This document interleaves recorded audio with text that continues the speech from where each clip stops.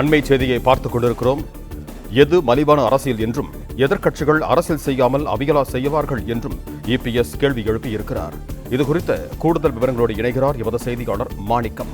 வணக்கம் மாணிக்கம், உங்களிடம் இருக்கும் தகவல்களை பகிர்ந்து கொள்ளுங்க. சட்டப்பேரவையில எதிர்க்கட்சி தலைவர் பேசும்போது தற்பொழுது பல்வேறு கேள்விகளை முன்வைத்து வருகிறார். சட்டப்பேரவையில ஆளுநர் உரை மீதான விவாதத்திற்கு நன்றி தெரிவிக்கும் தீர்மானத்தின் மீதான விவாதம் நடைபெற்று வருகிறது. இந்த விவாதத்தில் பங்கேற்று பேசி வரக்கூடிய எதிர்க்கட்சி தலைவர் பல்வேறு விவகாரங்கள் குறித்த கேள்விகளை எழுப்பி வருகிறார்.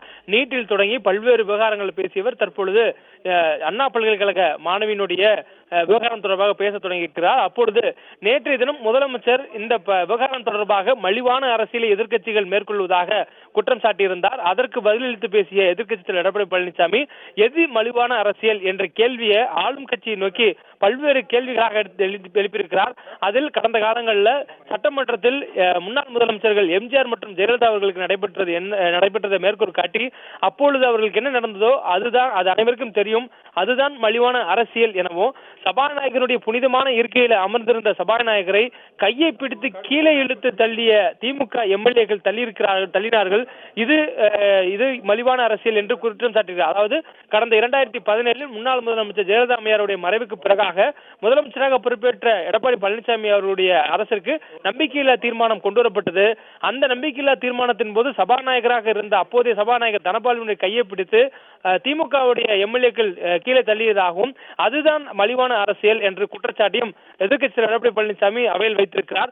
மேலும் சபாநாயகர் இருக்கையில ஏறி திமுக எம்எல்ஏக்கள் அமர்ந்ததுதான் மலிவான அரசியல் எனவும், சட்டப்பேரவை மேஜையின் மீது ஏறி நின்று நடனமாடிய திமுக எம்எல்ஏக்கள் கடந்த காலங்களில் நடனமாடினார்கள், இதுதான் மலிவான அரசியல் என்று அந்த விவகாரங்கள் பேசும்பொழுது முதலமைச்சருடைய அந்த மலிவான அரசியல் மேற்கொள்கிறார்கள் என்ற குற்றச்சாட்டுக்கு எதிர்க்கட்சி தலைவர் எடப்பாடி பழனிசாமி ஒரு பதிலாக இந்த விவரங்களை சொல்லி வருகிறார். மேலும் அண்ணா பல்கலைக்கழக மாணவி புகாரில் கூறிய சார் யார் என்று கேட்டால் ஏன் திமுக பதறுகிறது என்ற கேள்வியையும் முதல்வரை நோக்கி எடப்பாடி பழனிசாமி வைத்திருக்கிறார். யாரை காப்பாற்றுவதற்கான முயற்சி தற்பொழுது இந்த விவகாரம் நடைபெறுகிறது என்ற கேள்வியும் அவர் எழுப்பியிருக்கிறார். அதே போன்று இந்த விவகாரம் குறித்து எதிர்க்கட்சி தலைவர் பேச தொடங்கும் பொழுது சபாநாயகர் இதுக்கு முன்பாகவே இந்த அண்ணா பல்கலைக்கழக மாணவியினுடைய விவகாரம் தொடர்பாக விவாதிக்கப்பட்டு அதன் மீது உரிய நடவடிக்கை எடுக்கப்படும் எனவும், குற்றம் சாட்டப்பட்டவர்கள் மட்டுமில்லாது உண்மையான குற்றவாளிகள் யார் என அனைவரையும் கண்டறிந்து சட்டத்தின் முன் நிறுத்தி கடுமையான தண்டனைகளை பெற்றுத் தருவது எனது லட்சியம் எனவும் ஏற்கனவே சட்டப்பேரவையில முதல்வர் வாக்குறுதியாக கொடுத்திருக்கிறார். இந்த சூழல்ல மீண்டும் அது குறித்து பேச வேண்டாம் என சபாநாயகர் வலியுறுத்திய நிலையிலும் தற்போது தொடர்ந்து பேசுகிறார்கள். குறிப்பாக இந்த அண்ணா பல்கலைக்கழக மாணவியினுடைய விவகாரத்தில் தவறு செய்தவர்கள் யாராக இருந்தாலும் நடவடிக்கை எடுப்பேன் என்று சொல்லிவிட்டாய்த்து அதுக்கான விவாதங்கள் முடிந்திருக்கிறது. மீண்டும் இதை பற்றி பேசினால் பொள்ளாச்சி விவகாரங்களை குறித்து நான் பேச நேரிடும் என முதலமைச்சர் எதிர்க்கட்சி தலைவரை பார்த்து ஒரு எச்சரிக்கை விடுக்கும் வகையிலான இந்த கருத்துக்களை பதிவு செய்திருக்கிறார்.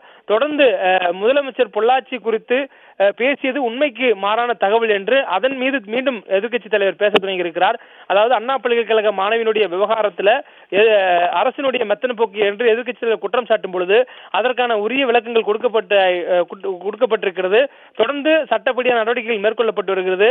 இன்னும் சொல்ல வேண்டும் என்றால் நேற்று தினம் முதலமைச்சர் அதை குறித்து பேசும்பொழுது உயர்நீதிமன்றம் அமைத்திருக்கக்கூடிய சிறப்பு புலனாய்வு குழுவிடம் யார் அந்த சார் என்று கேட்கக்கூடியவர்களுக்கு அந்த சார் யார் என்ற விவரங்கள் இருந்தாலோ ஆதாரம் இருந்தாலோ அந்த விசாரணை குழுவிடம் கொடுத்து உண்மை குற்றவாளிகளுக்கு தண்டனை வாங்கி தரட்டும் என்று சொல்லியிருந்த நிலையில தற்பொழுது மீண்டும் இந்த பிரச்சனை கிளப்ப வேண்டாம் என்ற ஒரு அறிவுறுத்தலையும் சபாநாயகர் தெரிவித்திருக்கிறார். இருந்தபோதும் தற்பொழுது காரசாரமான விவாதம் பேரவையில் நடைபெற்று வருகிறது.